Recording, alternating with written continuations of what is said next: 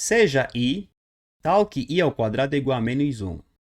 Considere o número complexo z igual a alfa mais beta-i, sendo alfa e beta números inteiros não nulos.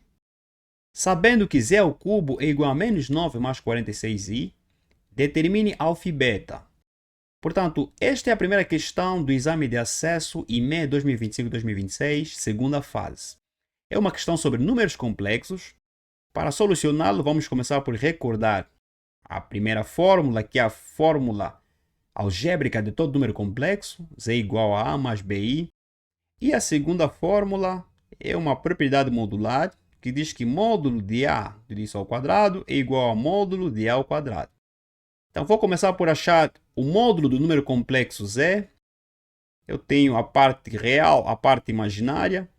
Então, aplico o teorema de Pitágoras. Módulo de z é igual a raiz quadrada de a ao quadrado mais b ao quadrado. Vou utilizar esta fórmula. Isto é igual a raiz quadrada de alfa ao quadrado mais beta ao quadrado. Daí que, se eu tiver que isolar esta soma, alfa ao quadrado mais beta ao quadrado, então vou quadrarmos os membros. Então, módulo de z, tudo isso ao quadrado, é igual a alfa ao quadrado mais beta ao quadrado. Considere essa expressão como sendo expressão 1. Depois, aplico o módulo de ambos os membros para essa expressão dada. Obtenho o seguinte: módulo de z ao cubo é igual a módulo de menos 9 mais 46i. Sendo este um número complexo, aqui eu tenho a parte real, a parte imaginária. Vou aplicar esta fórmula para encontrar o módulo de z ao cubo. Então, módulo de z ao cubo é igual a raiz quadrada de menos 9 ao quadrado mais 46 ao quadrado. Em diante, é só efetuar essas expressões. Menos 9 ao quadrado, isso vai dar menos 9 vezes menos 9. Então, isso é igual a 81. E 46 ao quadrado é igual a 2116. Achando esta soma e depois elevando ambos os membros a 2, obtenho que módulo de z ao cubo disso ao quadrado é igual a 2197. Okay? Aqui eu vou simplificar. Então, isto vai ser 2197. Se vocês fizerem a decomposição do 2197, vocês verão que 2197 pode ser representado sob forma de potência de base 13 expoente 3. Ou seja, 13 vezes 13 vezes 13 é igual a 2197. Daí que módulo de z ao cubo, tudo isso ao quadrado, é igual a 13 ao cubo. Como eu quero encontrar uma expressão semelhante a esta, depois para aplicar esta propriedade, então posso trocar aqui os expoentes. Ok? Troco os expoentes, então módulo de z ao quadrado, tudo isso ao cubo, é igual a 13 ao cubo. Em diante, vou extrair raiz cúbica em ambos os membros, ok? E obtenho que o módulo de z ao quadrado, e aplicando esta propriedade, eu tenho aqui que o módulo de a ao quadrado é igual a módulo de a ao quadrado. Então, módulo de z, tudo isso ao quadrado, é igual a 13. Ok? Considere essa expressão 2, e vou substituir a expressão 2 na expressão 1. O que eu obtenho? Obtenho a seguinte expressão: alfa ao quadrado mais beta ao quadrado é igual a 13. A soma desses dois quadrados é igual a 13. Quando é que isto é possível? Aqui nós devemos idealizar alguns pares de valores de alfa e beta, de modo que ao quadrarmos alfa, ao quadrarmos beta e somarmos, dê a 13. Quais são esses pares de valores? Aqui nós podemos representar o 13 de uma outra maneira. Vamos lá. 13 pode ser representado da seguinte maneira. É mais ou menos 2 ao quadrado, mais ou menos 3, tudo isso ao quadrado. Aqui, mais ou menos, já sei que o expoente é par, então vai sair sempre positivo. Então, aqui eu teria 4 mais 9. 4 mais 9 é igual a 13. Ou, tanto 9 mais 4, ok? Ou, vou trocar, mais ou menos 3, tudo isso ao quadrado, mais ou menos 2, tudo isso ao quadrado. Então, os pares de valores de alfa e beta que verifiquem essa expressão, esta igualdade, serão alfa e beta pode ser igual a menos 2, menos 3, menos 2, 3, 2 menos 3 e 2 e 3. Ou alfa e beta podem ser iguais a menos 3 menos 2, menos 3, 2, 3 menos 2 e 3, 2. Então, vamos verificar para cada um desses pares quais desses pares verificarão essa expressão, essa igualdade. E aí esses serão, nesse contexto, os valores de alfa e beta a serem considerados. Tá, esta é uma abordagem, vocês podem utilizar uma outra abordagem. Tá, este é o truque que eu estou a aplicar para este exercício. Um exercício simples. Então, vamos começar. Vou escolher dois pares apenas. Vocês em casa podem escolher outros pares e vocês verão que os restantes não verificarão, ok? Vou começar por este par. Para alfa e beta iguais a 2 e 3. Nesse contexto, alfa igual a 2 e beta igual a 3. O que é que isso implica? Isso implica que o número complexo z será igual, vou substituir aqui, alfa é 2 e beta é 3. Então, z é igual a 2 mais 3i. Será que esses serão os valores? Eu coloquei em vermelho, em evidência que esses não serão os valores, mas vou verificar. Pego nestes valores, pego neste número complexo, substituo aqui, vou elevar ao cubo e desenvolvo para saber se o cubo desta soma será igual a menos 9 mais 46i. Vou desenvolver este cubo desta soma utilizando a fórmula, tá, do cubo de uma soma e obtenho 8 mais 36i menos 54 menos 27i. Aqui é o cubo do primeiro, mais 3 vezes o quadrado do primeiro vezes o segundo, mais 3 vezes o primeiro vezes o quadrado do segundo, mais cubo do segundo. Então vamos cair nessa expressão. 8 menos 54 é igual a menos 46. 36i menos 27i é igual a 9i. Então podemos observar que 46i mais 9i é diferente de menos 9 mais 46i. Então este par de valores de alfa e beta não será considerado, ok? Não verifica. São valores que verificam essa expressão, mas não verificam a expressão dada, o número complexo, a condição dada, tá? Então nós devemos escolher o par de valores de alfa e beta que verifiquem essa expressão, mas também que verifiquem e satisfaçam esta condição dada pelo exercício. Então vou partir diretamente para os valores que eu já fiz, já verifiquei em casa. Então para alfa igual a 3 e beta igual a 2, isto implica que z é igual a 3 mais 2i. Então os restantes pares de valores não verificarão, ok? Não verificarei essa expressão. Eu já verifiquei, então vocês verifiquem em casa e depois escrevam nos comentários se é isso que vocês também encontraram. Então substituo, tanto elevo ao cubo, depois aplico o desenvolvimento do cubo desta soma e obtenho que, vamos lá, menos 9 mais 46i é igual a menos 9 mais 46i. E aqui é evidente, não é trivial, porque o par 2, 3, se encontramos menos 46 mais 9i, e aqui é simétrico, tá? Este par é simétrico, ok? Então, 3, 2 significa que nós vamos encontrar, não é, o inverso, ok? Tanto menos 9 mais 46i. E realmente, este par de valores de alfa e beta verifica. Então, como resposta, digo que alfa é igual a 3 e beta igual a 2, ok? Então, esta é a resposta da primeira questão do IME 2025-2026, segunda fase. Em diante, vamos resolver a segunda questão.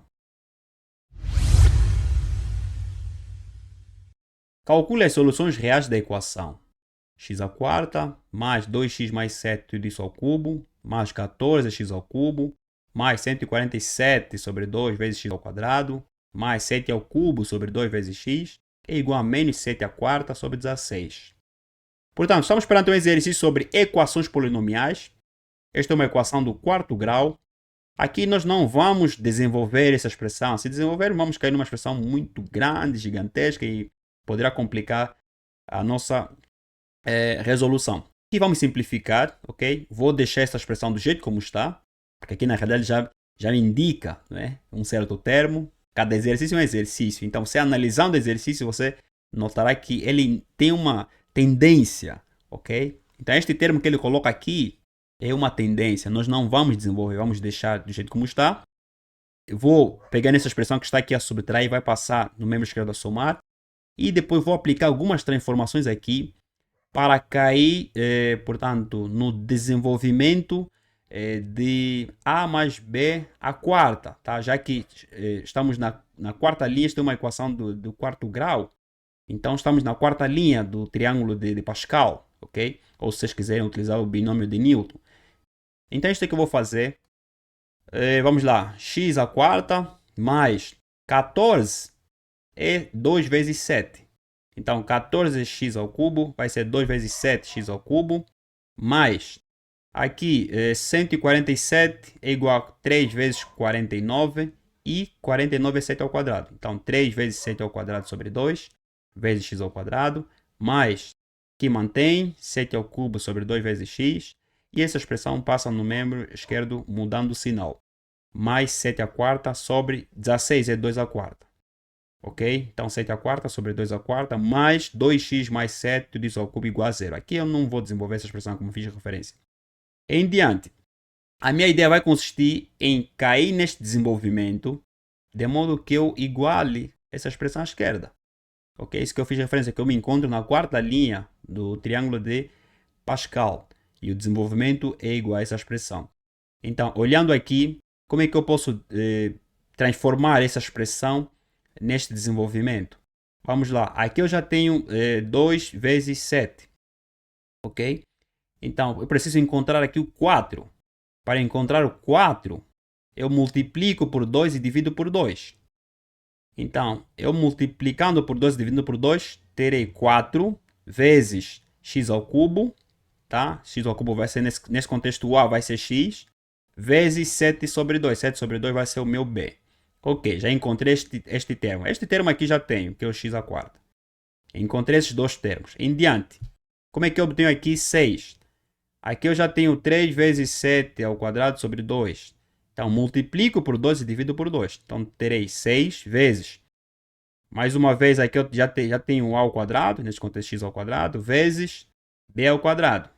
Tá? Aqui vai ser 2 vezes 2, 4. Então, 4 é 2 ao quadrado. Ok? 7 sobre 2, tudo isso ao quadrado. Mas, vamos continuar com muita paciência, tranquilidade. Aqui, eu tenho 4. Não é? Então, aqui eu multiplico por 4 e divido por 4. Aqui eu vou ter 8. 8 é 2 ao cubo. Ok? Então, é 4 vezes A, x, vezes 7 sobre 2, tudo isso ao cubo. Que é o B. Mas, aqui é só... Portanto, manter essa divisão num único expoente, ok? Vou dividir 7 sobre 2, tudo isso à quarta, ok? Ou manter do jeito como está, porque aqui eu tenho b à quarta e b é 7 sobre 2. Mas essa expressão eu vou repetir igual a zero. Agora sim, já transformei, não é, neste desenvolvimento. Então, se eu tenho essa expressão, então posso voltar aqui. Ao invés de representar este desenvolvimento todo, eu simplesmente digo que isto é A mais B tudo isso à quarta, onde A é x e B é 7,5. Então, isso é que eu faço. Obtenho x mais 7 sobre 2 à quarta, mais essa expressão, igual a zero. Aqui vou multiplicar, vou achar o mínimo múltiplo comum aqui, tá? E obtenho o quê? Obtenho 2x mais 7 sobre 2, tá? Tudo isso à quarta. Vou retirar o 2, claramente tem que se retirar como sendo o inverso, né? 1 sobre 2 à quarta é igual a 1 sobre 16. Então, 1 sobre 16, que multiplica por essa expressão à quarta, mais 2x mais 7, tudo isso ao cubo igual a zero. É isso que eu queria encontrar, um termo semelhante a este, porque aqui o exercício já mostrou essa tendência, não é? Este caminho. Então, eu segui e agora vou evidenciar o termo que mais se repete, que é o 2x mais 7 ao cubo. Evidenciando 2x mais 7 ao cubo, aqui eu obtenho 2x mais 7 sobre 16 mais 1 igual a zero, tá? Tudo isso que multiplica por essa expressão é igual a zero. Aqui acho o mínimo múltiplo comum, 16 vezes 1, 16 mais 7, isso vai dar 23. Então, 2x mais 7 ao cubo, que multiplica por 2x mais 23 igual a zero. Aqui é a lei do andamento do produto, tá? Dois produtos são nulos. Se somente se apenas um deles for nulo, tá? Se este for nulo ou se este for nulo, então este produto será sempre nulo. Então é trivial representar sob forma de conjunto essa expressão igual a zero ou essa expressão igual a zero. A partir daqui eu terei três raízes, tá? x1, x2, x3 iguais a menos 7 sobre 2. Ou, né, a quarta raiz, x igual a menos 23, tá? Sobre 2. Então, as soluções reais desta equação, tá, serão essas. Aqui eu terei três raízes, ok? x1, x2, x3 iguais a menos 7,5. ou então x igual a menos 23 sobre 2. Ok? Então, esta é a resposta da questão número 2. Se tiveres uma ideia diferente, uma dúvida, pode escrever nos comentários. Em diante, vamos resolver a questão número 3. Considera a função f tal que o intervalo de 0 a 1, fechado em 0, aberto em 1, aplicados em R, definida por f de x igual ao somatório de n igual a 1 até infinito da raiz quadrada de x expoente n, e A pertencente ao intervalo de 0 a 1, fechado em 0, aberto em 1, e A diferente de 1 nono.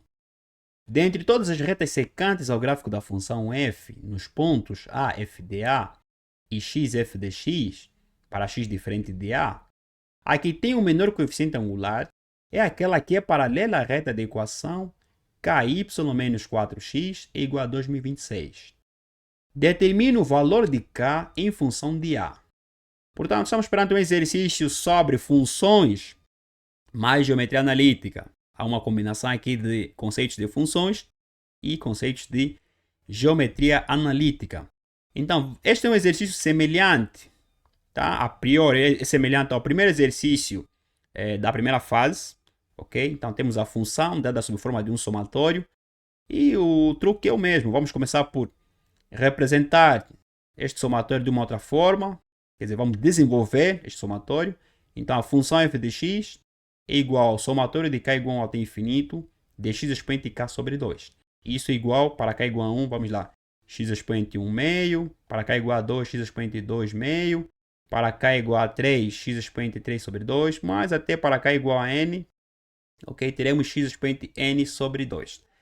E se olharmos bem, vamos dividir este termo com este termo com este, se forem iguais, então isto é uma progressão geométrica. E claro, é uma progressão geométrica de razão raiz quadrada de x, tá? É uma PG. E vamos calcular a soma, vamos utilizar a mesma ideia. Para quem assistiu o vídeo que eu publiquei, primeiro exercício da primeira fase, sabe basicamente o que eu estou a fazer aqui. Então podem utilizar esta fórmula, ou podem simplesmente partir do conceito. Se temos uma soma que representa uma PG de infinitos termos, então a razão, ou o somatório, né, desta soma é igual ao primeiro termo sobre 1 menos a razão.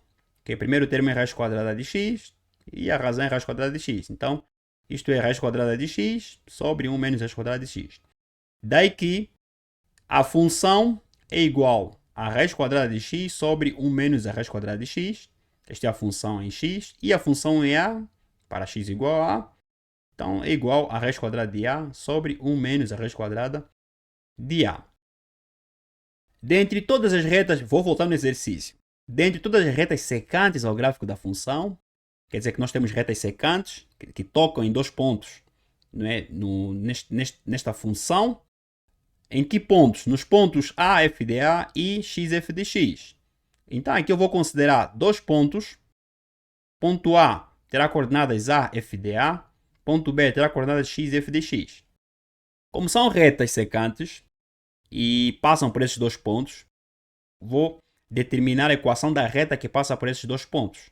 E é dada por y menos ya sobre yb menos ya é igual a x menos xa sobre xb menos xa. Isto implica que y em a, temos aqui o y em a, y em b. Então, se eu substituirmos, vamos ter y menos f de a sobre f de x menos f de a é igual a x. Esse x grande é para diferenciar, ok? Menos a sobre x menos a. Aqui vou, portanto, pegar nessa expressão, está aqui a dividir, passa a multiplicar essa expressão, depois passa a dividir. E obtenho y menos f de a sobre x menos a é igual a f de x menos f de a sobre x menos a é igual a m1. O que eu obtive aqui? Eu obtive o declive, tá, dessas retas secantes ao gráfico da função f de x. Vocês poderiam diretamente calcular o declive, cairiam aqui, mas aqui eu utilizei a equação da reta que passa por dois pontos. Caí na mesma expressão. Então, encontrei o declive dessas retas secantes ao gráfico da função f. Depois, ela que está a dizer, aqui tem menor coeficiente angular. Aqui tem menor coeficiente angular. Isso significa que nós precisamos minimizar, ok? Considerar o declive m1 como uma função, ok? E depois achar o mínimo desta função. Então, esta é basicamente a ideia. E depois considerar o paralelismo entre a expressão que nós vamos encontrar, ok? Com esta reta. Quer dizer que o declive, ok? Esta reta com esta inclinação tem que ser paralela a esta reta. E depois vamos fazer a consideração em diante. Então, vou substituir inicialmente para encontrar uma expressão simplificada do declive M1. Substituo a função f de x, essa expressão, substituo a função em a, obtenho raiz quadrada de x sobre 1 menos raiz quadrada de x, menos raiz quadrada de a sobre 1 menos raiz quadrada de a, tudo isso sobre x menos a. Aqui vou achar o mínimo múltiplo comum e depois vou simplificar e obtenho a seguinte expressão. M1 é igual a raiz quadrada de x menos raiz quadrada de a, tudo isso que divide por 1 menos a raiz quadrada de x, tudo isso que multiplica por 1 menos a raiz quadrada de a, tudo isso que multiplica por x menos a. Vou racionalizar, ok? Vou retirar os radicais do numerador, então multiplico e divido pelo conjugado. E obtenho a seguinte expressão, M1 é igual... Aqui é só vocês multiplicarem, que esse produto representa a diferença dos quadrados, né? Desenvolvimento da diferença dos quadrados. Então, o quadrado do primeiro menos o quadrado do segundo. Então, caio em x menos a sobre essa expressão do denominador. E vou cortar x menos a e obtenho a seguinte expressão. M1 em função de x é igual a 1 sobre 1 menos a raiz quadrada de a, tudo isso que multiplica por 1 menos a raiz quadrada de x, tudo isso que multiplica pela raiz quadrada de x mais a raiz quadrada de a. Então, vou fazer aqui uma consideração. Esta constante, vou manter a constante e considerar apenas esta expressão do denominador como sendo uma função. Então, vou maximizar esta função do denominador. Para isso, eu tenho que atribuir uma certa variável, uma nova variável, t. Então, M1 em t vai ser igual a 1 sobre essa expressão mantém, vezes g de t. Tá? Vou maximizar a função g de t. E maximizando a função g de t, teria o mínimo. Tá? Teria que esta função, este declive, M1 de x, seria mínima. Okay? Então, g em t é igual, substituo x por t. 1 menos a raiz quadrada de t, tudo isso que multiplica pela raiz quadrada de t mais a raiz quadrada de a, para t pertencente ao intervalo de 0 a 1, tá? Excepto a raiz quadrada de a. Então, vou achar o máximo desta função dentro deste intervalo. Para achar o máximo, claro, aqui eu estou a aplicar já o conceito de otimização. Na realidade, este é um exercício em que você vai aplicar vários conceitos de funções, conceitos de geometria analítica, otimização, né? Vamos lá, monotonia, enfim. Então, vamos lá achar a primeira derivada, a derivada do produto. Primeiro vou multiplicar essa expressão, vou achar a derivada dessa expressão multiplicando por essa, mais esta vez a derivada desta. Que é só vocês recordarem o conceito e vamos encontrar essa expressão. Menos a raiz quadrada de t, mais a raiz quadrada de a sobre 2 raiz quadrada de t, mais 1 menos a raiz quadrada de t, que divide por 2 vezes a raiz quadrada de t. Então, obtenho que a primeira derivada de g em t é igual a 1 menos 2 raiz quadrada de t menos raiz quadrada de a, que divide por 2 raiz quadrada de t igual a 0. Igual a 0 por quê? Porque eu quero encontrar os pontos críticos, tá? Vou encontrar o ponto crítico para depois avaliar o sinal, ok? Da primeira derivada e saber se a função cresce ou decresce para encontrar nesse contexto o máximo. Então, igual a 0 e obtenho que a raiz quadrada de t é igual a 1 menos a raiz quadrada de a sobre 2. Quadrando ambos os membros, isso implica que t é igual a 1 menos a raiz quadrada de a sobre 2, tudo isso ao quadrado. Este é o meu ponto crítico. Como eu não quero representar isso numa reta real, não vou utilizar o método de intervalos neste exercício. Aqui eu vou achar a segunda derivada para saber o sinal da segunda derivada. Achando a segunda derivada, mas atenção, dentro deste intervalo, tá? De t e dentro deste intervalo de a. Dentro deste intervalo, vocês virem bem, para qualquer valor dentro deste intervalo de a, veremos que a segunda derivada será negativa. Ok? A segunda derivada é igual a raiz quadrada de a menos 1 sobre 4, raiz quadrada de t ao cubo. Então, dentro deste intervalo, ok, será negativa. Se a segunda derivada é negativa, isso significa que este ponto crítico encontrado só pode ser um máximo. Ok? Então, t máximo é igual a 1 menos a raiz quadrada de a sobre 2, tudo isso ao quadrado. Tendo t máximo, vamos encontrar g máximo. Neste contexto, substituindo essa expressão na função g em t. Então, g em t máximo, se substituírem aqui, ok, vocês verão que encontramos essa expressão. ok? 1 mais a raiz quadrada de A sobre 2, tudo isso ao quadrado. Tá? Aqui vocês têm, na realidade, podem não substituir essa expressão. Já temos aqui a raiz quadrada de T, né? Essa expressão, então vai ser 1 menos a raiz quadrada de A sobre 2. Aqui achem mínimo múltiplo com 1. Então vai ser 2 menos 1. Claramente vamos cair nessa expressão. Façam em casa e depois escrevem nos comentários se vocês realmente encontrarem essa expressão. Então temos a função g máxima, ok? Quer dizer que já maximizamos a função g, então volto a substituir. E obtenho que m1 de A é igual a m mínimo, ok? Aqui já encontro o menor coeficiente angular, que é igual a 4 sobre 1 menos a raiz quadrada de A, tudo isso que multiplica por 1 mais a raiz quadrada de A ao quadrado. Aqui eu teria, portanto, 1 mais a raiz quadrada de A ao quadrado sobre 4. Né? Depois apliquem divisão de fração, mantém a primeira e multiplicar pelo inverso. Realmente vamos cair nessa expressão. Este é o menor coeficiente angular. Só que este coeficiente, a reta, tá, que possui este coeficiente angular, é paralela à reta da equação KY menos 4x igual a 2026. Então, para determinar o valor de K, eu preciso agora em diante aplicar o conceito de paralelismo. Ok? Quando é que essas retas secantes ao gráfico da função f serão paralelas a esta reta, cuja equação é dada por essa expressão? Claro, quando os coeficientes angulares forem iguais. Então, vou isolar, né, representar esta expressão na forma reduzida da reta, y igual a 2026 sobre k mais 4x sobre k. Isso implica que este coeficiente aqui, tá, é o coeficiente angular da segunda reta. Então, m2 é igual a 4 sobre k. E, como fiz referência, quando os coeficientes angulares forem iguais, então as retas serão paralelas. Vou igualar essa expressão com esta, corto o quadro, e aqui posso dizer que k é igual, vamos lá, sistema cruzado, né, a 1 menos a, tudo isso que multiplica por 1 mais a raiz quadrada de a. Aqui, por que 1 menos a? Aqui eu tenho 1 menos a raiz quadrada de a, aqui está o quadrado, não é? Então posso decompor isso. 1 mais a raiz quadrada de a, depois multiplicar, isso é desenvolvimento da diferença dos quadrados, né? Então quadrado do primeiro menos quadrado do segundo, então tem 1 menos a, tudo isso que multiplica por 1 mais a raiz quadrada de a, ok? Então k em função de a é dada por essa expressão. Assim resolvemos a questão número 3, uma questão muito simples. Se vocês tiverem uma ideia diferente, podem escrever nos comentários uma dúvida. Estarei disposto para discutir com vocês nos comentários, ok? Assim resolvemos a questão número 3. Em diante, vamos resolver a questão número 4. Seja I tal que I ao quadrado é igual a menos 1. Determine os valores do complexo Z que satisfazem a equação. I, que multiplica por Z mais o conjugado de Z, que divide por Z menos o conjugado de Z, mais Z ao quadrado mais conjugado de Z ao quadrado, sobre Z ao quadrado, menos conjugado de Z ao quadrado, menos, tá? Essa mesma expressão, que multiplica por essa expressão, igual a 1.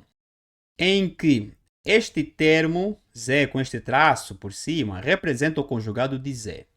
Portanto, estamos perante mais um exercício sobre números complexos. Aqui vamos partir para cima, não tem muita história. Vamos recordar a fórmula algébrica, Z igual a A mais BI. O seu conjugado é só mudar o sinal aqui, da parte imaginária. Então, vou pegar nessas partes separadamente. Vou pegar nesta parte, nesta parte, nesta parte, nesta parte. E depois, só no final, substituir. Ok? Então, é isso que eu vou fazer. Z mais o conjugado de Z. Portanto, vou somar. Vou cortar. Então, isso é igual a 2A. Z menos o conjugado de Z é igual a 2BI. Em diante, vou pegar nessa expressão, Z ao quadrado mais conjugado de Z ao quadrado é igual a essa expressão ao quadrado, ok? Que é, nesse contexto, Z mais o conjugado de Z ao quadrado. Aqui, Z ao quadrado menos o conjugado de Z ao quadrado, faço a mesma coisa. E em diante, só desenvolver quadrado desta soma, quadrado desta diferença. E obtenho a seguinte expressão, Z ao quadrado mais conjugado de Z tudo isso ao quadrado é igual, aqui vou cortar essas expressões simétricas, aqui eu vou somar A ao quadrado mais A ao quadrado é igual a 2A ao quadrado, e aqui menos B ao quadrado menos B ao quadrado é igual a menos 2B ao quadrado, aqui vou cortar o A ao quadrado, B ao quadrado, B ao quadrado, E resta quem? Vamos lá, 4abi. Ok, encontrei as expressões. Em diante é só substituir na expressão inicial para encontrar os valores do número complexo que vão verificar essa expressão. Então, encontrar essas expressões, vou substituir e obtenho o seguinte. E tudo isso que multiplica. Aqui esta soma é 2a, então 2a, que divide esta diferença aqui é 2bi, que divide por 2bi. Depois aqui vocês cortam, mais esta soma, eu obtive 2a ao quadrado menos 2b ao quadrado sobre 4abi. E essa expressão é igual a esta expressão que eu obtive aqui é 2a sobre 2bi. Essa expressão é igual a essa expressão, então eu obtive essa expressão. Tudo isso que multiplica por 2a ao quadrado menos 2b ao quadrado sobre 4abi. E é igual a 1. Aqui vou evidenciar 2, depois cortar com este. Aqui i ao quadrado, i vezes i ao quadrado. Aqui simplifica o 2. Aqui evidencia o i, depois corta. E caio nessa expressão a sobre b, mais a ao quadrado menos b ao quadrado sobre 2ab, mais a ao cubo menos ab ao quadrado sobre 2ab ao quadrado igual a 1. Aqui eu tenho denominadores diferentes, né? Soma de frações com denominadores diferentes. Vou achar o mínimo múltiplo comum. Aqui falta multiplicar por b, aqui falta multiplicar por 2ab. Então, obtenho 2a ao quadrado b mais b ao quadrado menos b ao cubo mais a ao cubo menos ab ao quadrado menos 2ab ao quadrado igual a 0. Aqui depois eu multiplico por 1 e essa expressão passa no membro esquerdo com sinal negativo. Ok, 2a ao quadrado b, aqui eu tenho b ao quadrado, então posso somar, isto vai dar 3 ao quadrado b. Aqui vai dar menos 3ab ao quadrado. Então, cai nessa expressão a ao cubo menos b ao cubo menos 3ab ao quadrado mais 3b ao quadrado igual a 0. Vou evidenciar aqui o 3ab. Aqui vou evidenciar o 3ab. E aqui aplico, vamos lá, o desenvolvimento da diferença de dois cubos. Aqui eu tenho 2 cubos, né? A diferença de 2 cubos, então aplico esse desenvolvimento. Isto vai ser a menos b, tudo isso que multiplica por a ao quadrado mais ab mais b ao quadrado. Mas aqui evidencio 3ab como fiz referência, resta a menos b igual a 0. O termo mais repetido é este, então vou evidenciar o termo mais repetido. Fatorando a menos b, então teria a menos b, tudo isso que multiplica por a ao quadrado mais 4ab mais b ao quadrado igual a 0. Aqui é a lei do anulamento do produto. Ok? Dois produtos são nulos somente se apenas um deles for nulo. Então é trivial representar sob forma de conjunto. A menos b igual a 0 ou a ao quadrado mais 4ab mais b ao quadrado igual a 0. Depois, isolo a igual a b. E aqui, vamos lá, vou tentar transformar isso no quadrado de uma soma. Então, represento o a ao quadrado como sendo 4a ao quadrado menos 3a ao quadrado. Ok? Se vocês subtraírem isso, vão voltar aqui. E esse desenvolvimento aqui representa o quadrado de uma soma. Então, obtenho o quê? Obtenho que 2a mais b tudo isso ao quadrado, menos, aí eu teria, vamos lá, 3a ao quadrado, isto é, raiz quadrada de 3a tudo isso ao quadrado, igual a 0. Aqui, mais uma vez, diferença de dois quadrados. Vou aplicar a fórmula da diferença de dois quadrados, o desenvolvimento da diferença de dois quadrados. Isso vai ser 2a mais b menos a raiz quadrada de 3 vezes a. Tudo isso que multiplica por 2a mais b mais a raiz quadrada de 3 vezes a igual a 0. Lei do anulamento do produto. Este produto é nulo se este for igual a 0 ou se este for igual a 0. Então, a igual a b ou 2a mais b menos a raiz quadrada de 3a igual a 0 ou 2a mais b mais a raiz quadrada de 3a igual a 0. Aqui eu vou isolar b. Aqui vou isolar b, vou isolar b. Então, obtenho que b igual, vamos lá, essa expressão está aqui a subtrair, passa a somar, tá? Somar passa a subtrair. Então, a raiz quadrada de 3 menos 2, tudo isso que multiplica por a. E aqui, essas duas expressões estão a somar, passam a subtrair. Menos a raiz quadrada de 3 mais 2, tudo isso que multiplica por a. Então, posso afirmar, tanto se a é igual a b, então o número complexo é z igual a a mais bi. Então, vou substituir aqui. Então, z igual a a, tudo isso que multiplica por 1 mais i, já que é igual a b, para a primeira expressão. E para a segunda expressão, substituindo b aqui nessa expressão, Obtenho z igual a A, tudo isso que multiplica por 1, mais a raiz quadrada de 3 menos 2 que multiplica por I. E z igual a menos A, tudo isso que multiplica por 1, mais a raiz quadrada de 3 mais 2 que multiplica por I. Então, encontrei os valores do complexo Z que satisfazem essa expressão dada. Ok? Como resposta, posso dizer que z igual a A mais AI, ou z igual a A mais A, tudo isso que multiplica por menos 2, mais ou menos a raiz quadrada de 3, que multiplica por I. Assim resolvemos a questão número 4, uma questão bem simples, ok? E sem comentários. Em diante, vamos resolver a questão número 5. Sejam A, B e C números reais positivos. Prove que A mais B mais C, tudo isso que multiplica por 1 sobre A, mais 1 sobre B, mais 1 sobre C, é maior ou igual a 9. Temos aqui um exercício sobre demonstrações, né? Nos pedem aqui para demonstrar, teoria dos números, nos pedem para demonstrar que esse produto é maior ou igual a 9. Aqui vou fazer algumas considerações, partindo do que o exercício diz. A, B e C são números reais positivos, então começo por considerar que A é maior que 0, B é maior que 0, C é maior que 0. E eles são reais, são números reais positivos. Então, A, B e C pertencem a R+. Então, se A é maior que 0, B é maior que 0 e C é maior que 0, então a soma ou a subtração de A e B, B e C, A e C, também serão maiores que 0. Mas em função desta desigualdade, eu vou considerar o seguinte. Vou subtrair, ok? A menos B maior ou igual a 0. A menos C maior ou igual a 0. E B menos C maior ou igual a 0. Em diante, vou elevar ambos os membros ao quadrado para cada uma dessas expressões. Terei A menos B tudo isso ao quadrado. 0 ao quadrado é 0. A menos C ao quadrado maior ou igual a 0. B menos C tudo isso ao quadrado maior ou igual a 0. E em diante, vou desenvolver. A ao quadrado menos 2AB mais B ao quadrado maior ou igual a 0. Aqui A ao quadrado menos 2AC mais C ao quadrado maior ou igual a 0. E aqui B ao quadrado menos 2BC mais C ao quadrado maior ou igual a 0.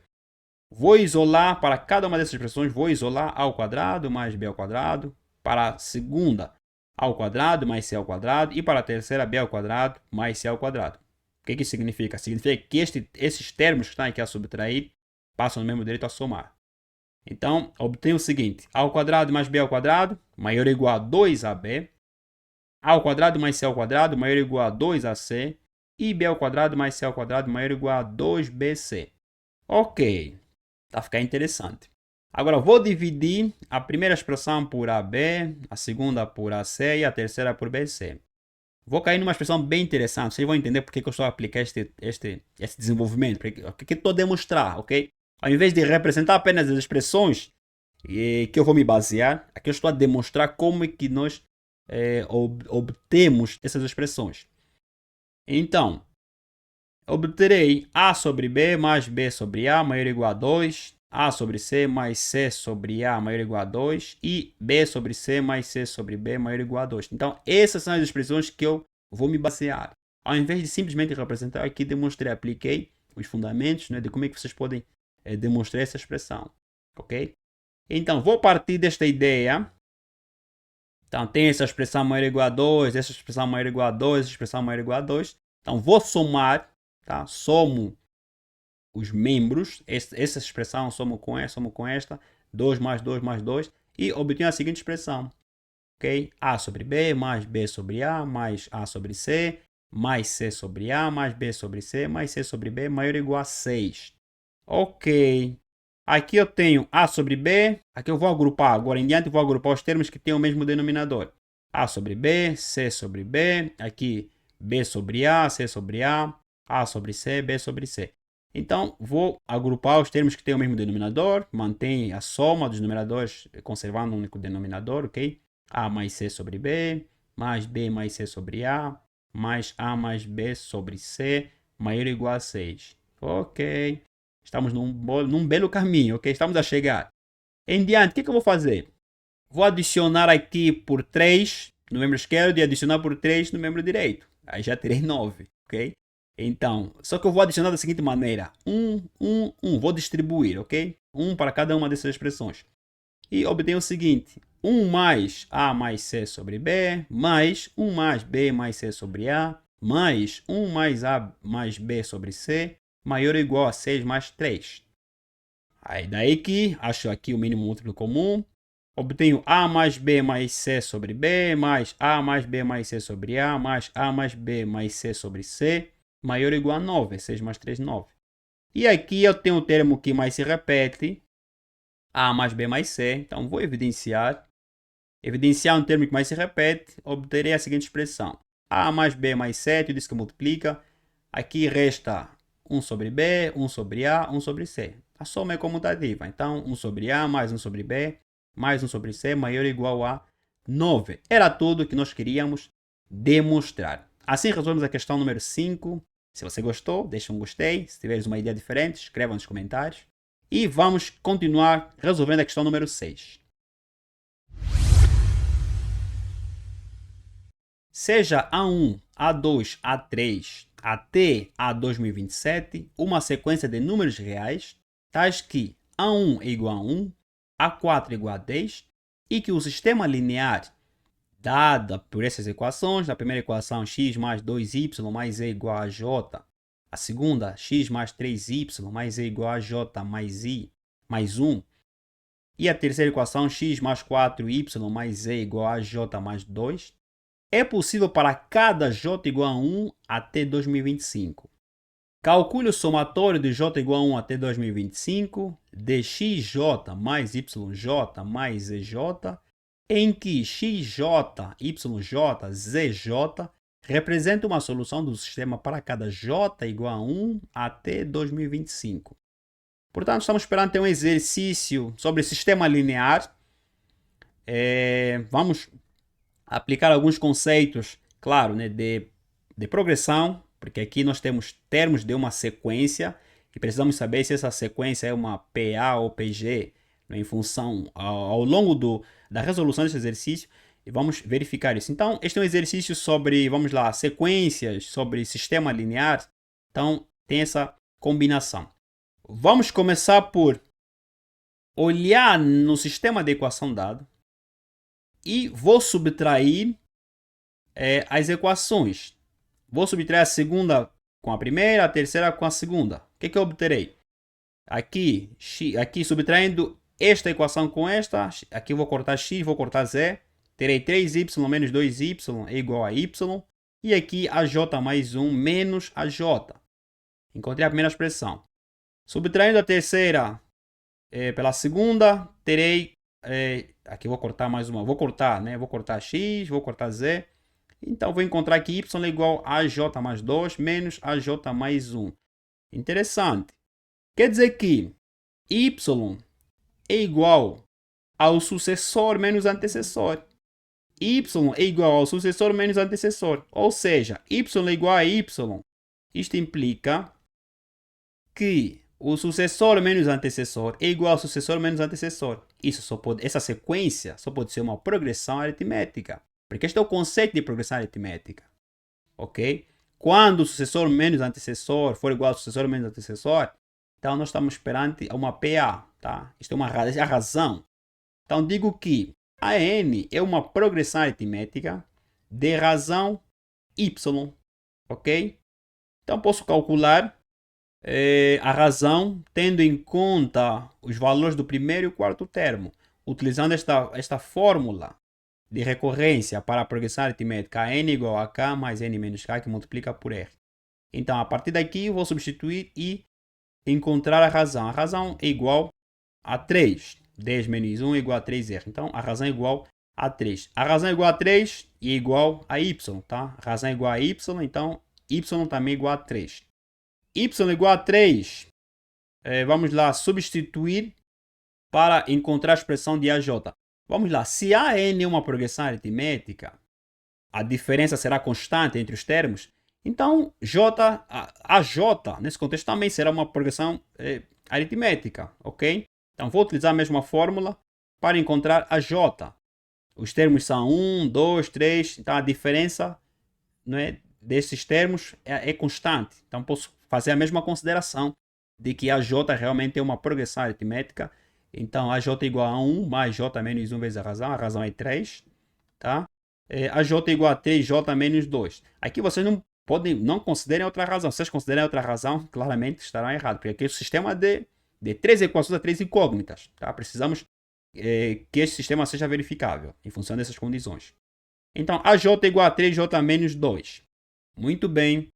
Tendo a razão, tendo a J, vou substituir y na primeira equação, somente na primeira equação, uma vez que eu quero encontrar xj mais yj mais zj. Então, preciso encontrar uma expressão desta soma em função a j.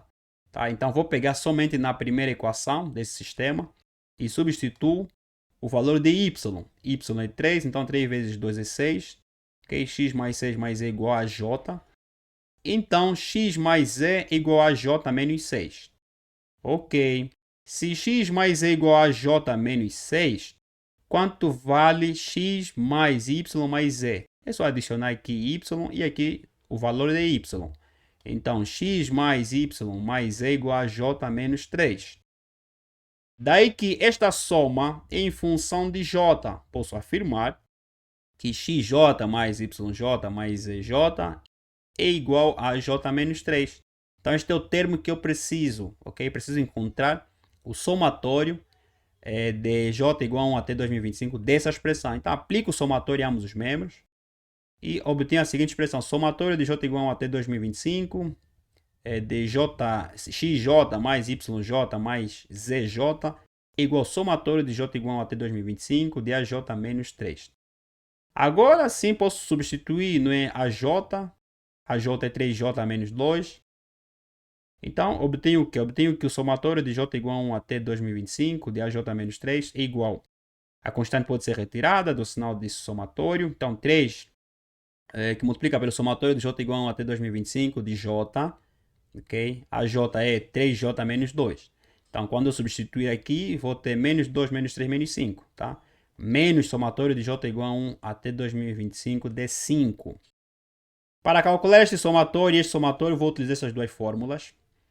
Tá? Somatório de k igual a 1 até n de k igual a n, que multiplica por n mais 1 sobre 2. E o somatório de k igual a 1 até n de uma constante é igual a constante vezes n. Ok? Você vai somar isso n vezes. E obtenho a seguinte expressão. Este somatório dessa expressão é igual... aqui vou calcular primeiramente, vai ser 3 vezes n é 2025, vezes n mais 1, 2025 mais 1, 2026, que divide por 2, menos 5 vezes n é 2025. E, efetuando essa expressão, multiplicando e dividindo, vamos cair neste valor, 6.153.975, e aqui, menos 10.125. A subtração desses dois números vai dar 6.143.850, ok? Então, o somatório de j igual a 1 até 2025 de xj mais yj mais zj é igual a 6.143.850. Assim, resolvemos a questão número 6, uma questão bem interessante, mas também simples, ok? Basta aplicar aqui os conceitos e ter uma análise simplificada. Em diante, vamos resolver a questão número 7. A probabilidade de um computador estar infectado por um vírus é de 90%. Um programa antivírus detecta a presença de vírus em um computador infectado com probabilidade de 95%, mas indica a presença de vírus quando o computador não está infectado com probabilidade de 1%.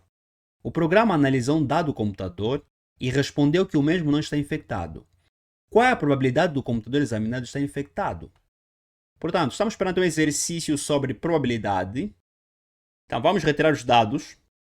A probabilidade do evento I, nesse contexto, quando o computador está infectado, é igual a 90%. 90% dividido por 100% é igual a 0,9. A probabilidade de ser detectado o vírus quando o computador não está infectado é igual a 1%. Tá? Indica a presença de vírus quando o computador não está infectado com probabilidade de 1%. Dividindo por 100% isso é igual a 0,01. A probabilidade de ser detectado o vírus. Nesse contexto, a probabilidade do programa antivírus detectar o vírus é de 95%. Um programa antivírus detecta a presença de vírus em um computador infectado com esta probabilidade de 95%, isto é igual a 0,95. E precisamos encontrar a probabilidade do computador estar infectado mais o antivírus disser que não há vírus, ok? O computador está infectado, mas o antivírus disse que não há vírus. Então esses são os eventos que nós vamos considerar neste exercício. Então para a solução desse exercício vamos aplicar o teorema de Bayes. Esse teorema de Bayes é na realidade esta fórmula matemática que calcula a probabilidade condicional de um evento acontecer com base em um conhecimento prévio ou nova evidência. Então, a probabilidade do computador estar infectado, mas o antivírus dizer que não há vírus é igual à probabilidade de não ser detectado o vírus vezes a probabilidade do computador estar infectado, dividindo pela probabilidade do antivírus dizer que não há vírus. E esta probabilidade do antivírus dizer que não há vírus vai ser a probabilidade total vai ser a soma dos produtos entre as probabilidades de não ser detectado o vírus, vezes a probabilidade do computador estar infectado, mais a probabilidade de não ser detectado o vírus quando o computador não está infectado, vezes a probabilidade de não ser infectado. E existe uma fórmula também muito conhecida que diz que a probabilidade de um evento mais a probabilidade do conjugado deste evento é igual a 1, é igual a 100%. Ou seja, a probabilidade do evento I de estar infectado mais a probabilidade de não estar infectado é igual a 100%. Nesse contexto é igual a 1. O mesmo vai acontecer para a probabilidade de não ser detectado o vírus, mais a probabilidade de ser detectado o vírus tem que ser igual a 100%. A probabilidade de ser detectado o vírus, mas quando não está infectado, mais a probabilidade de não ser detectado o vírus quando não está infectado é igual a 100%. E é isso que vamos fazer. Vamos começar por calcular a probabilidade de não estar infectado, uma vez que nós temos a probabilidade de ser infectado, do computador estar infectado por esse vírus, é igual a 0,9. Então, a partir desta fórmula, vamos isolar a probabilidade de não estar infectado. Nesse contexto vai ser 1 menos 0,9. Isto é igual a 0,1. Ou seja, isso vai ser 100% menos 90%. Então, isso é igual a 10%. Dividido por 100, isso é igual a 0,1. A probabilidade de não ser detectado o vírus quando o computador não está infectado é igual, nesse contexto, a 99%. Aqui, a probabilidade de ser detectado o vírus quando não existe vírus, né? Quando o computador não está infectado é 1%. Então, vai ser 100% menos 1. Isso é igual a 99%, isso é igual a 0,99. A probabilidade, nesse contexto, de não ser detectado o vírus vai ser 5%, okay? Uma vez que a probabilidade de ser detectado o vírus é igual a 95%. Então, temos aqui essas três probabilidades. Em diante, vamos substituir na fórmula da probabilidade do antivírus dizer que não há vírus. Então, isso é igual a 0,05, utilizando aqui esta fórmula, vezes 0,9, ok? Mais a probabilidade de não ser detectado o vírus quando o computador não está infectado é igual a 0,99 vezes a probabilidade de não estar infectado, 0,1. Então, multipliquem, depois somem, isto é igual a 0,144. Em diante, é só substituir essa fórmula. Este é um exercício muito simples. Bastava uma simples análise, interpretação e aplicar o teorema de Bayes. Então, isto é igual à probabilidade de não ser detectado o vírus, que é igual a 0,05, vezes a probabilidade de estar infectado, 0,9, que divide pela probabilidade do antivírus ser que não há vírus. Então, multipliquem e dividem, isto é igual a 0,3125. Okay? Multiplicando por 100%, terei que a probabilidade do computador examinado estar infectado, nesse contexto infectado, mas o antivírus dizer que não há vírus, é igual a 31,25%. E o que isso significa? Isso significa que mesmo que o antivírus tenha dito que o computador não está infectado, Então, existe ainda, portanto, cerca de 31,25% de chance, não é, dele realmente estar infectado. Okay? Então, existe essa chance de estar infectado, embora o antivírus disse que não está infectado. Então, assim resolvemos a questão número 7. Em diante, vamos resolver a questão número 8.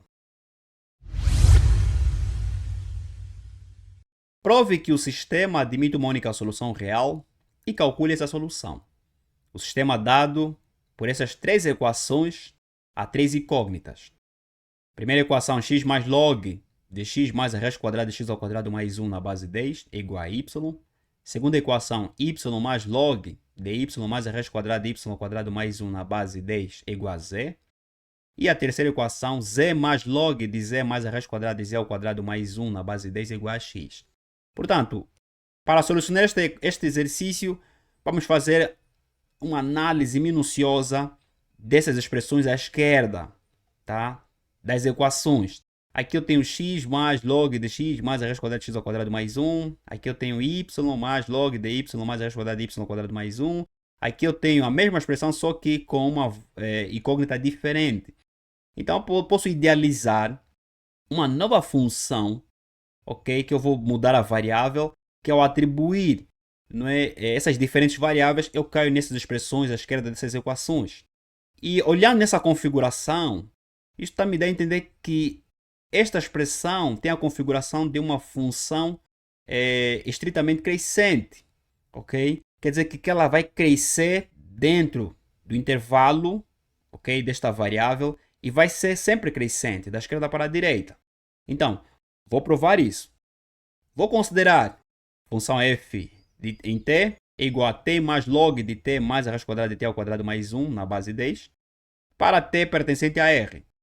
Para t igual a x, eu caio na primeira expressão à esquerda da primeira equação. Para t igual a y, caio na segunda. Para t igual a z, caio na terceira. Então é trivial fazer uma análise apenas desta nova função em função de t. Vamos aplicar o conceito de uma função estritamente crescente. Quando é que uma função é estritamente crescente? Se t1 for menor que t2, então a função em t1 será menor que a função em t2. Isto implica que a função f de t é estritamente crescente. E vamos verificar isso graficamente. Vamos em diante achar a primeira derivada. A primeira derivada da função em t será a derivada de t1 mais a derivada do log dessa expressão na base 10. Vai ser 1 mais, vamos lá, 2t sobre 2, raiz quadrada de t ao quadrado mais 1, simplifico 2. Então tem 1 mais t sobre a raiz quadrada de t ao quadrado mais 1. Tudo isso que divide por logaritmo natural de 10, que multiplica por t mais a raiz quadrada de t ao quadrado mais 1. Aí que eu estou a considerar isto como sendo log de base 10. Se for logaritmo natural, basta derivarem e dividirem pela mesma expressão. Então isto é igual, aqui vou achar o mínimo múltiplo comum, depois aplicar divisão de fração e obtenho a seguinte expressão, que a primeira derivada de f de t é igual a 1 mais 1 sobre logaritmo natural de 10 vezes a raiz quadrada de t ao quadrado mais 1.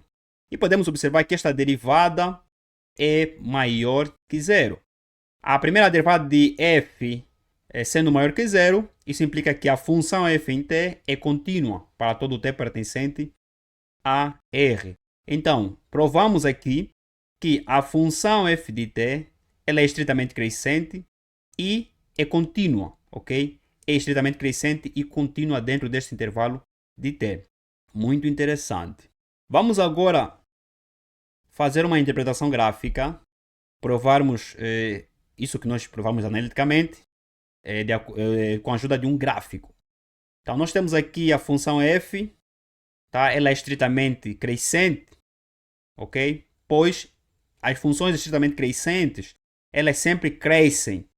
Elas serão sempre crescentes. Então, da esquerda para a direita, ela vai crescendo até o infinito. E t1 será menor que t2, evidente. E a função é t1. Vamos lá, aqui para t igual a menos 4, a função é menos 6. Será menor que a função, vamos lá, em t em menos 2. Que será esse valor. Então, realmente é estritamente crescente. E a derivada, ela tem uma derivada contínua. É maior que zero e é contínua. Okay? Tem esse formato desta curva de Agnes, né? Então, ela vai ser estritamente crescente e contínua. E esta função, estritamente crescente e contínua, ela passa na origem. Quer dizer que para t igual a zero, é o zero desta função. Para t igual a zero, a função é nula. Ok, vamos agora fazer uma análise. Aqui eu, na realidade, substituí as variáveis por t. Agora vou voltar a fazer a consideração. Para t igual a x, eu tenho essa primeira expressão, ok? Que vai ser a função de x, será igual a quem? A y. Então, y é igual a f de x. Para t igual a y, eu tenho que z é igual a função em y. Ok? Então, z é igual a f de y. Ao atribuirmos aqui f, a função, né? f, eu terei que f de y é igual a função da função em x. Ok? Então, z é igual a função em y é igual a função da função em x.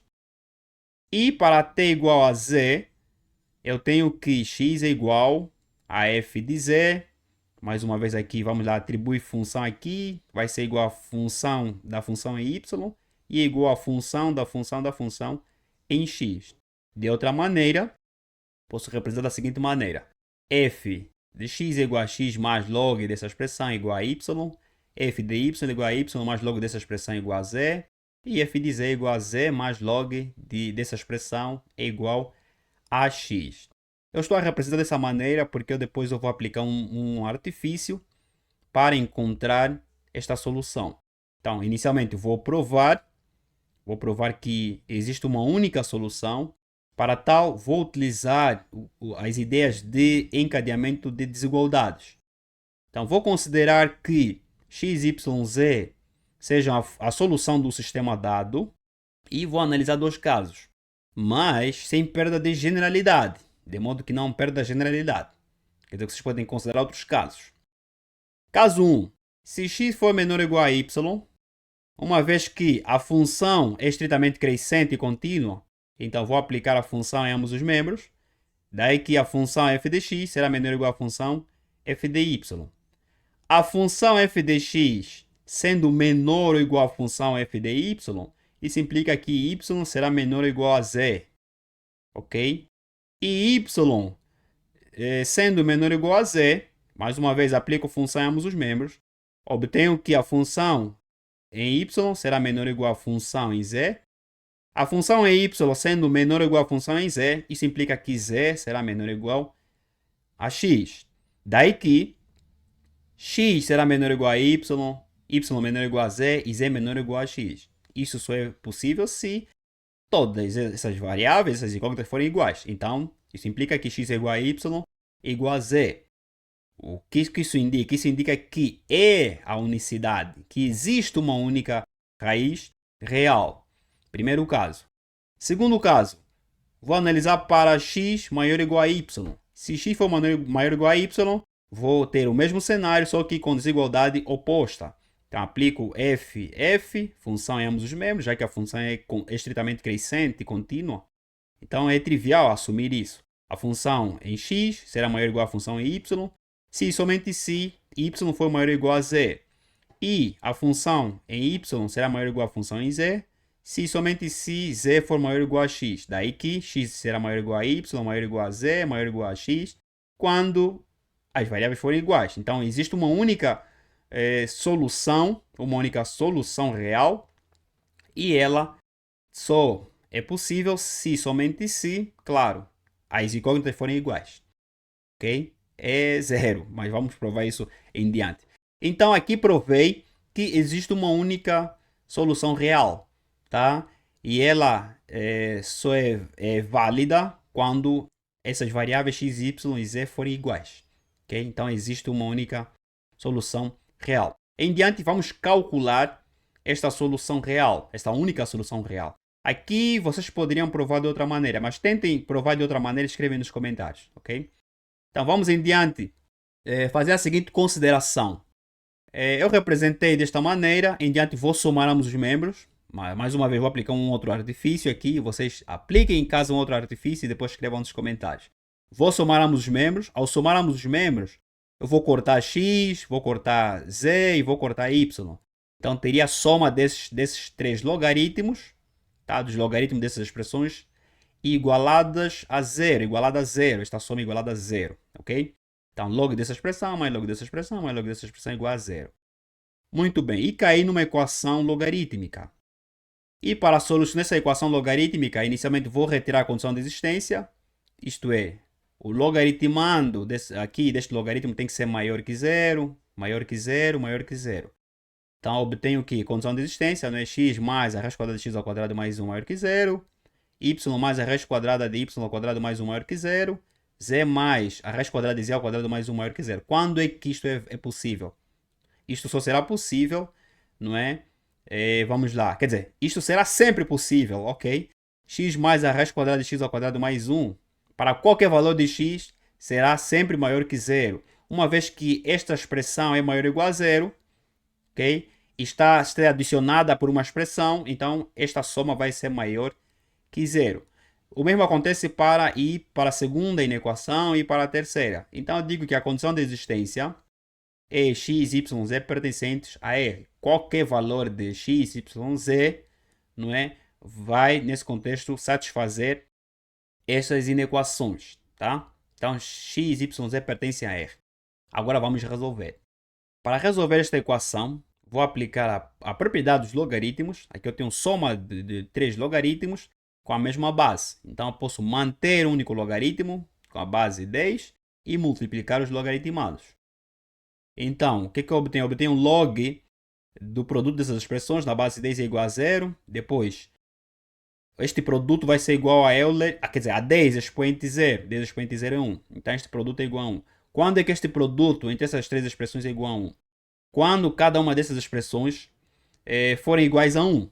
Então, se essa expressão for igual a 1, essa expressão é igual a 1, essa expressão é igual a 1, então este produto será igual a 1. Então, posso representar isso sob forma de sistema, não conjunto, sistema, ok? Porque esta é igual a 1, esta é igual a 1 e esta é igual a 1. Daí que isolo essa expressão, essa expressão, obtenho que raiz quadrada de x ao quadrado mais 1 igual a 1 menos x, raiz quadrada de y ao quadrado mais 1 igual a 1 menos y, e raiz quadrada de z ao quadrado mais 1 igual a 1 menos z. Quando é que essa expressão será igual a esta? Aqui, mais uma vez, vamos retirar a condição de existência. Aqui essa expressão é maior ou igual a zero, essa expressão é maior ou igual a zero, essa expressão é maior ou igual a zero. Então, se essas expressões são maiores ou iguais a zero, então essas expressões à direita também devem ser maiores ou iguais a zero. Então, digo que a condição de existência será 1 menos x maior ou igual a zero, daí que x será menor ou igual a 1, y menor ou igual a 1 e z menor ou igual a 1. Com essa condição de existência, vocês podem intersetar com essa condição de existência e vocês vão encontrar que, vamos lá, x, y, z pertence a z, de menos infinito a mais infinito. Depois aqui estamos a dizer que x, y, z pertence de menos infinito a 1. Então, a interseção de menos infinito a 1. Daí que, de acordo com essa condição de existência, não é trivial elevarmos os membros ao quadrado para eliminar os índices dos radicais. Então, vamos ter x ao quadrado mais 1 igual, aqui vamos ter o quadrado dessa diferença, o quadrado dessa diferença, o quadrado dessa diferença, vamos desenvolver. Então, 1 menos 2x mais x ao quadrado. O mesmo vai acontecer para as outras expressões. Vamos cortar x ao quadrado, vamos cortar 1. E resta x é igual a 0, y é igual a 0 e z é igual a 0. Ok? Está dentro da condição de existência. 0 está dentro de menos infinito a 1. Ok?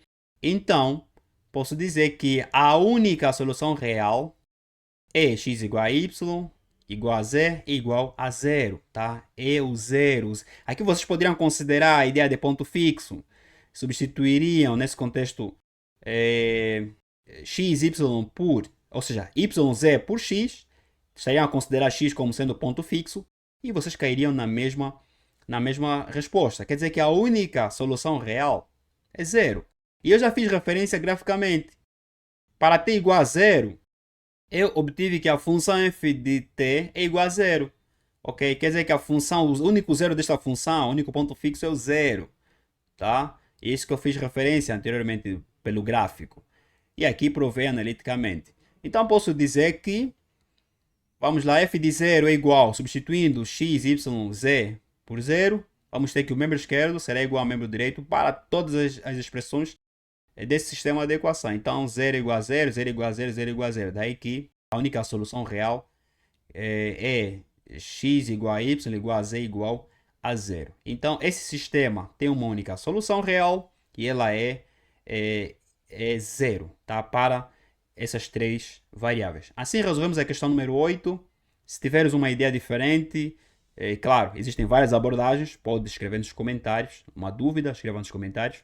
E nós vamos discutir nos comentários. Em diante, vamos resolver a questão número 9. No quadrado ABCD, do lado A, são dados os pontos M sobre o lado BC e N sobre o lado CD, de forma que AMN seja um triângulo equilátero. Calcule, em função de A, o raio do círculo inscrito no triângulo CMN. Portanto, estamos perante um exercício sobre geometria plana. Vamos calcular o raio inscrito em função de A do triângulo CMN, em função dessas condições. Então, vou representar aqui um pequeno esboço. Já fiz esse esboço. Então, tenho aqui o meu quadrado, do lado A. Este é o quadrado ABCD. Aqui eu vou pegar neste quadrado e colocar num sistema de coordenadas. Vou colocar na origem. Tá? Vou traçar dois eixos, x e y, e vou colocar este quadrado na origem. Colocando este quadrado na origem, eu teria 4 pontos. O primeiro ponto teria a coordenada 0, 0. O segundo, essa distância aqui é A. Nesse contexto, o ponto B teria coordenadas A0, Y aqui é 0. O terceiro teria coordenadas, aqui essa distância é A, essa distância é A, então AA. E o quarto terá coordenadas 0A, ok? Então, esta é a primeira ideia. Colocar este quadrado na origem, tá, deste sistema cartesiano, ou nesse contexto XY. Depois, o ponto M, ele encontra no lado BC, ok? Ponto M encontra-se no lado BC. Ponto N encontra-se no lado CD. Então, temos o ponto M e o ponto N. O ponto M vai ter coordenadas. Essa distância é Y e essa distância na horizontal é A. Então, AY. E o ponto N, essa distância é X, tá? E aqui essa distância é A. Então, XA. Depois, de forma que AMN seja um triângulo equilátero. Então, vou unir os pontos AMN, tá? E NA, ok? De modo que eu forme um triângulo equilátero. O triângulo equilátero é aquele triângulo em que o ângulo formado entre as retas, entre os lados, é 60 graus e os lados são todos iguais. Calcule em função de A o raio do círculo inscrito. Quer dizer, existe um círculo, vou inscrever um círculo de raio R no triângulo CMN. Então, tenho esse triângulo resultante. Vou inscrever um círculo de raio R e preciso encontrar este raio em função do lado do quadrado. Então, esta é a primeira abordagem, ok? Que vamos fazer uma interpretação gráfica. Em diante, vamos retirar os dados. MB, essa distância de M até B, eu vou considerar como sendo Y. A distância de CM, se essa distância aqui é Y e toda essa distância é A, então a distância de CM só tem que ser quem? Tem que ser A menos Y, ok? Aqui Y não pode ser maior ou igual a A. Se Y for maior ou igual a A, essa figura estaria totalmente errada, ok? Então aqui Y tem que ser menor ou igual a A, ok? Tem que estar no intervalo de 0 a A. E o mesmo acontece para X. Então Cn, essa distância Cn, vai ser A menos X, pois a distância dn é igual a X. Daí que MB, ok? Esse triângulo, se olharmos para o triângulo AMB, este é um triângulo retângulo. Se olharmos para o triângulo DNA, também é um triângulo retângulo. O que é que isso vai indicar? Isso indica que estes são triângulos semelhantes, ok? Sendo triângulos semelhantes, essa distância aqui é A, essa distância é A, então essa distância DN só poderá ser igual à distância MB, de acordo com a semelhança dos triângulos. Então, afirmo que MB é igual a DN, tá? E MB sendo igual a DN, o que isso implica? vou igualar MB a DN, claramente que Y será igual a X. Opa! Y sendo igual a X, ok? Então isso só me dá a entender que este triângulo formado, este triângulo CMN, é um triângulo isósceles. Quer dizer que este lado CN será igual ao lado CM. E quando nós temos um triângulo com dois lados iguais, este é um triângulo isósceles. Ok, ficou muito interessante agora. E aqui eu afirmo que y é igual a x, então yx pertence ao intervalo de 0 a a. Tá? Esta é a condição de existência para essas distâncias. Não podem ser maiores que a e nem podem ser menores que zero. Em diante, vou utilizar a fórmula da distância dos pontos, de dois pontos, para calcular essa distância aqui. Já sei que essa distância é igual a esta, porque este aqui é um triângulo, o triângulo CMN é um triângulo isósceles. Então, vou tentar compreender quanto é que vai valer essa distância. Então, essa distância é determinada pela fórmula da distância de dois pontos. Então, vou substituir.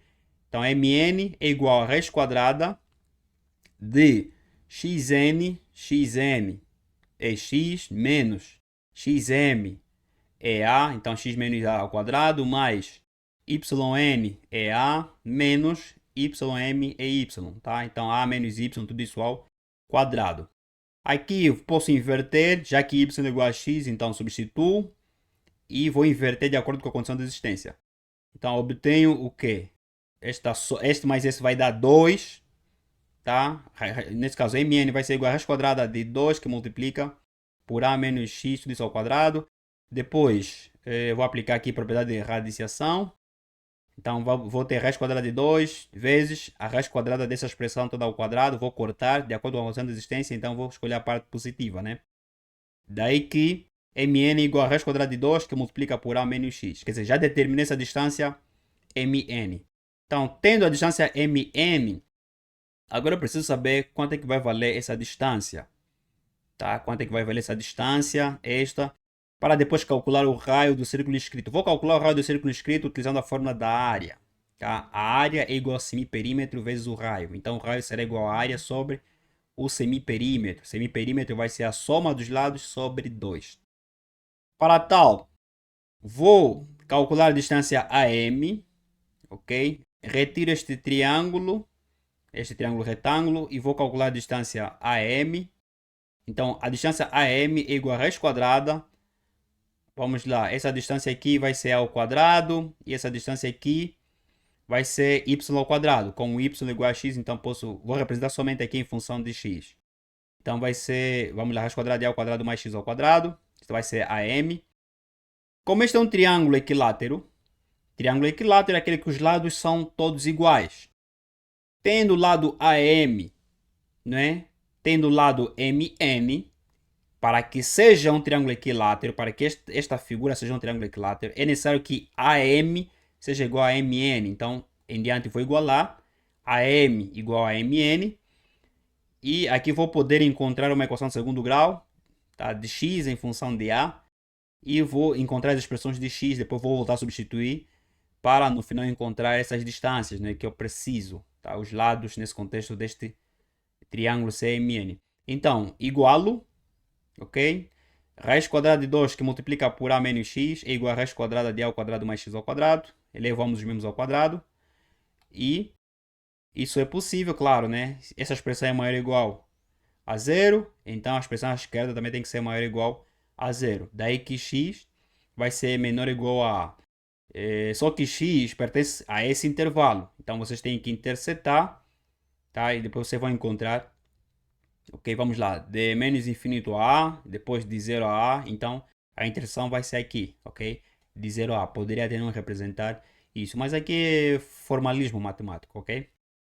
Em diante, vou desenvolver o quadrado desta diferença. Obtenho o seguinte: 2a ao quadrado menos 4ax mais 2x ao quadrado igual ao quadrado mais x ao quadrado. Vamos lá agrupar os termos semelhantes, depois somar. Então, caio nesta equação do segundo grau. Não vou utilizar Bhaskara, vou desenvolver. Vou procurar transformar isso em, vamos lá, o quadrado de uma diferença. Quer dizer que aqui vai ser 2 vezes, não é? 2ax. Então, isto é x menos 2a, tudo isso ao quadrado, né? Menos 4a ao quadrado. Menos 4a ao quadrado mais a ao quadrado, isto vai dar menos 3a ao quadrado. Menos 3a ao quadrado é igual a raiz quadrada de 3a, tudo isso ao quadrado. Então, menos a raiz quadrada de 3a, tudo isso ao quadrado igual a zero. Aqui vou utilizar, vamos lá, diferença dos quadrados. Então vai ser a menos b, que multiplica por a mais b. X menos 2a menos a raiz quadrada de 3a. Tudo isso que multiplica por x menos 2a mais a raiz quadrada de 3a igual a zero. Lei do elemento do produto. Representa isso sob forma de conjunto, pois este produto é nulo se somente se apenas um deles for nulo. Então, esta expressão é igual a zero ou esta expressão é igual a zero. Aqui vou isolar x. Isto implica que x é igual a que multiplica por 2 mais a raiz quadrada de 3. X é igual a tudo isso que multiplica por 2 menos a raiz quadrada de 3. De acordo com a condição de existência, x pertence ao intervalo de 0 a a. Este valor será maior, tá, que a, então está fora da condição de existência. Daí que considera apenas este valor que está dentro. Então x é igual a que multiplica por 2 menos a raiz quadrada de 3. Volto a substituir em AM e obtenho o seguinte. Ou seja, AM, né, e MN, não, são iguais, ok? Então MN é igual a raiz quadrada de 2 que multiplica por A menos X. X é essa expressão.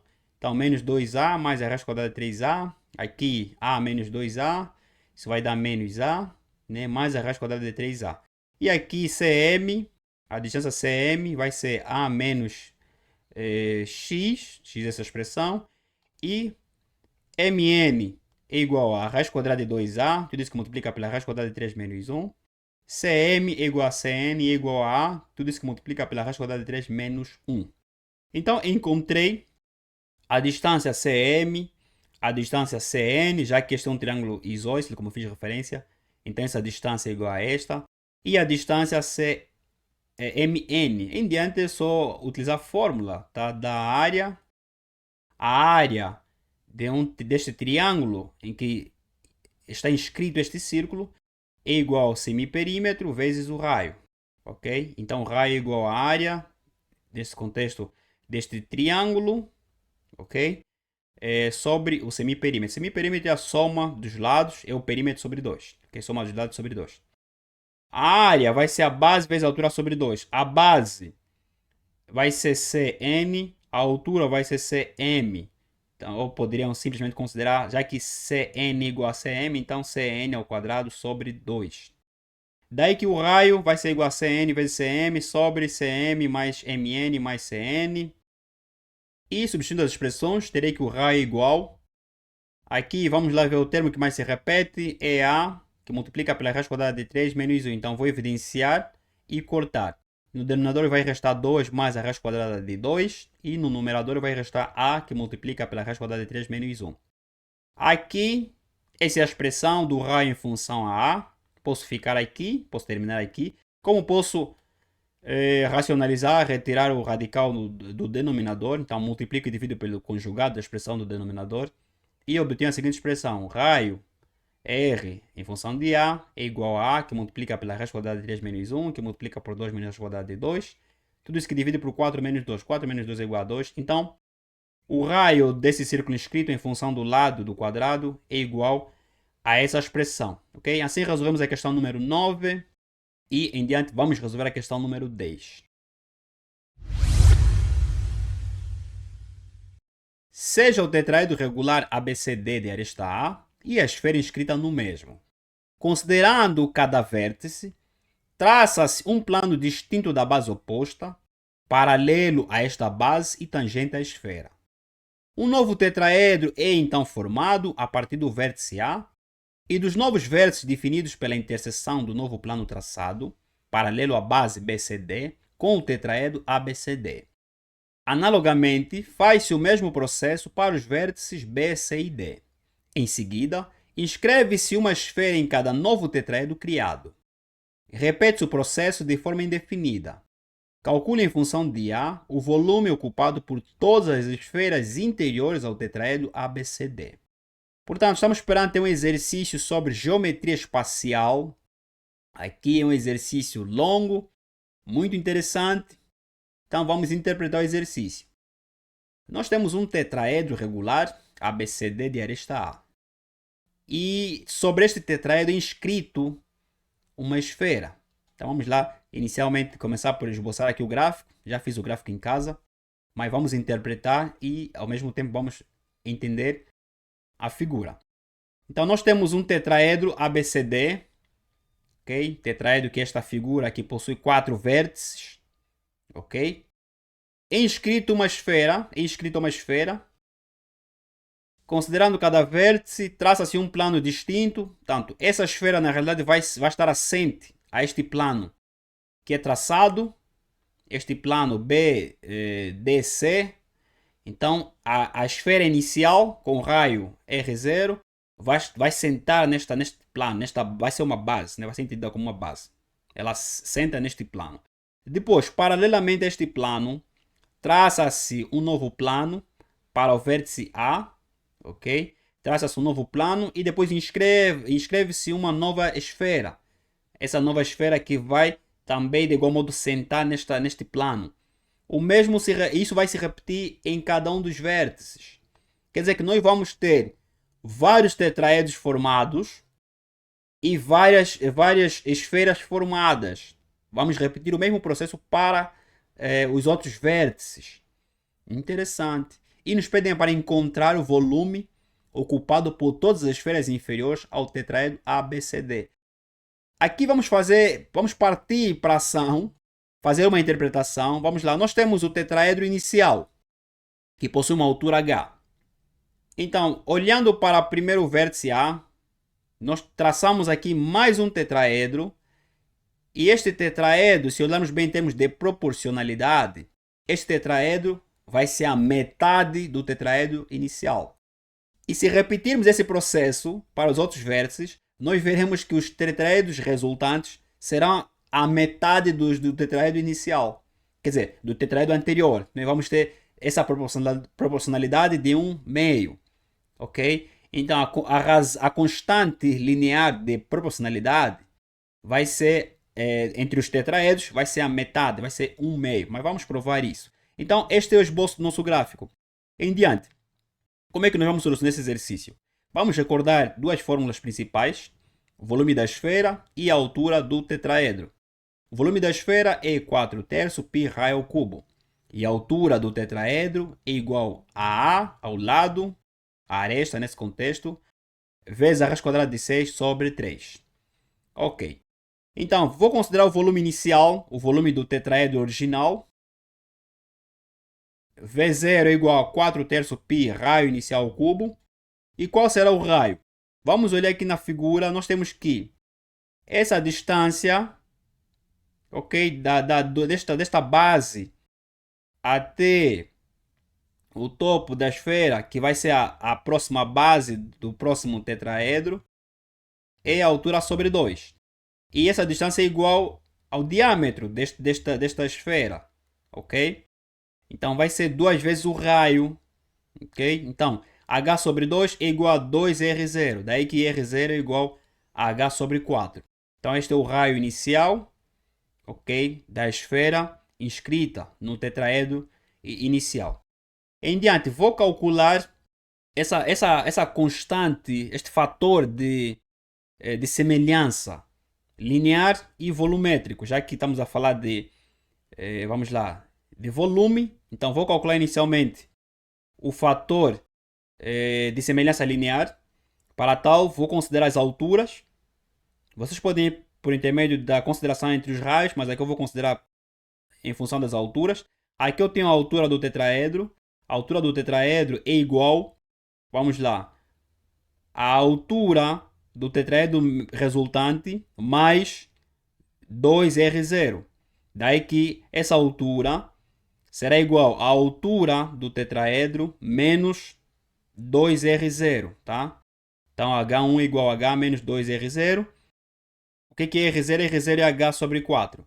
Daí que esse fator K, né, de semelhança linear vai ser H1 sobre H. Vou achar a razão entre as alturas. Substituindo as expressões, obtenho que K é igual a H menos 2R0 sobre H. Isso vai ser 1 menos 2H sobre 4H. Posso até não substituir a expressão de altura, né? Aqui vou cortar, então vai ser 1 menos 1 meio, então isto é igual a 1 meio. Então, realmente, o fator de semelhança entre os tetraedros é de 1 meio. O que isso quer dizer? Quer dizer que os próximos tetraedros resultantes serão a metade, não é, do anterior. Quer dizer que esse aqui, o segundo tetraedro, vai ser a metade do tetraedro original e assim sucessivamente. Então já achei este fator de semelhança linear. Para encontrar o fator de semelhança volumétrica, basta, não é, elevarmos a 3. Como é volume, tá? Então é produto, não é, de 3 arestas. Daí que k ao cubo é igual a 1 meio ao cubo, igual a 1 sobre 8. Este fator de semelhança volumétrico vai indicar o volume, enquanto o fator de semelhança linear vai indicar, vamos lá, em termos de dimensão dos tetraedros, este fator de semelhança volumétrica vai indicar o volume. Isso quer dizer que o volume da esfera resultante vai ser 1/8 do volume original. Ok? Então, se ao traçarmos ou ao obtermos esse novo tetraedro, nós vamos encontrar a metade do tetraedro original e o volume da esfera inscrita vai ser 1/8 do volume inicial. Então, isto aqui para o vértice A. Ok? Nós estamos aqui a considerar para o vértice A. Uma vez que o tetraedro tem 4 vértices, então isso vai se repetir para os outros vértices. Então nós vamos ter aqui uma constante, vamos lá, vamos ter que multiplicar por 4. Basta considerarmos um vértice e multiplicarmos por 4. Então aqui vamos ter que o volume da esfera resultante vai ser, vamos lá, 4 terços, não é? Ou seja, vai ser o volume inicial vezes a constante, esse fator de conversão volumétrico, vezes 4. Quer dizer, temos que multiplicar por 4, né, uma vez que nós temos 4 vértices. Ou seja, cada tetraedro gerado junto a um vértice é semelhante ao original. Ok? Numa certa razão, como eu fiz referência, vai ser semelhante na razão de 1 meio. Cada tetraedro resultante vai ser 1 meio do tetraedro original. E isso acontece tanto para esta face, esta face, esta face e as outras faces, para todas as outras faces. Então, cada tetraedro resultante vai gerar quantos tetraedros? Cada tetraedro resultante vai gerar 4 tetraedros, porque aqui eu tenho para este vértice, depois vou analisar para este vértice, para este vértice, para este vértice. Então, vou ter 4 novos tetraedros, não é? E de igual modo vou ter 4 esferas, tá? Com volume de quem? De 1/8, não é, do volume anterior, do volume inicial nesse contexto, ok? Então terei que o volume nesse contexto dessa esfera vai ser o volume inicial vezes 4 vezes 1/8, ok? Então vai ser 1 meio do volume inicial, tá? E o que vai acontecer para o próximo tetraedro, a próxima esfera, considerando outro vértice? Vai ser 1 sobre 4 do volume inicial. O próximo vai ser 1 sobre 8 do volume inicial. Ok? E assim sucessivamente. Então é trivial considerarmos que o volume V1 para este tetraedro, né, analisando o vértice A, vai ser 4 sobre 3π R0 ao cubo vezes 4, são 4 arestas, vezes a constante, esse fator de semelhança volumétrica, que é k ao cubo. Então, substituindo, teria, este é o volume inicial, tá? Vezes 4 sobre 8. Então, corto, isso vai ser a metade do volume, como eu fiz referência. V2 vai ser 4 vezes V1 sobre 8. Quer dizer, vai ser o anterior, o volume anterior, vezes 4 sobre 8. Então, vai ser V0 sobre 2 ao quadrado. V3 vai ser V0 sobre 2 ao cubo, até Vn. Vn será igual a V0 sobre 2 expoente n. E o que é que nós queremos determinar? Queremos determinar o volume ocupado por todas as esferas interiores ao tetraedro ABCD em função de A. Então, vou somar os volumes. Então, volume total é igual ao volume inicial mais volume 1 mais V2 mais a TVN. Então, V0 sobre 2 mais a T mais V0 sobre 2 expoente N. Vou evidenciar o termo que mais se repete. Vamos lá, V0. E caio numa soma. Esta soma corresponde a uma PG ou uma PA. Claro, uma PG. Pois este termo dividido por este é igual a este termo dividido por este. Tá? A razão é 1 meio. Tá? O primeiro termo é 1, a razão 1 meio. Então vamos calcular a soma desta PG. Para calcular a soma desta PG, vamos lá, basta utilizar a seguinte fórmula. Soma é igual ao primeiro termo sobre 1 menos a razão. Uma vez que este é uma PG de infinitos termos, primeiro termo é 1, então vai ser 1, a soma vai ser 1 sobre 1 menos a razão é 1 meio, ok? Então, terei V0 sobre 1 menos 1 meio. Acho o mínimo múltiplo comum aqui, 2 menos 1 meio, então, divisão da fração, isso é igual a 2 vezes 0. Quer dizer que o volume total é igual a 2 vezes o volume inicial. Daí que vou substituir o volume inicial por essa expressão. Obtenho que o volume total é igual a 2 vezes 4π vezes, vamos lá, raios inicial. O raio inicial é a altura sobre 4 e a altura é essa expressão. Então aqui vai ser a raiz quadrada de 6 sobre 12, tudo isso ao cubo, que divide por 3. Daí que 2 vezes 4 vai dar, vamos lá, 8. Aqui vai ser raiz quadrada de 36 vezes a raiz quadrada de 6. Então a raiz quadrada de 36 é 6. 6 vezes 8, 48. Π raiz quadrada de 6 ao cubo, que divide aqui 12 ao cubo vezes 3 é igual a 5.184. Aqui vou dividir por 48, vou dividir por 48. E como resultado, volume de todas as esferas interiores ao tetraedro ABC em função de A é igual a π raiz quadrada de 6 sobre 108 vezes A ao cubo. Assim resolvemos essa questão sobre geometria espacial, uma questão muito bonita, mas é simples, bastava fazer uma certa interpretação. Aqui representamos apenas alguns tetraedros e algumas esferas, e vocês poderiam repetir, a figura ficaria muito complicada. Então, esta foi a resolução da questão 10. Se tiverem uma ideia diferente, uma dúvida, podem escrever nos comentários, ok? Assim terminamos com a resolução do IME Brasil 2025-2026. Essa é a segunda fase. Já publicamos o vídeo sobre a primeira fase. E assistam, comentem, partilhem com vossos amigos. Um abraço e até o próximo IME, tá? 2026-2027. Tamo juntos? Valeu!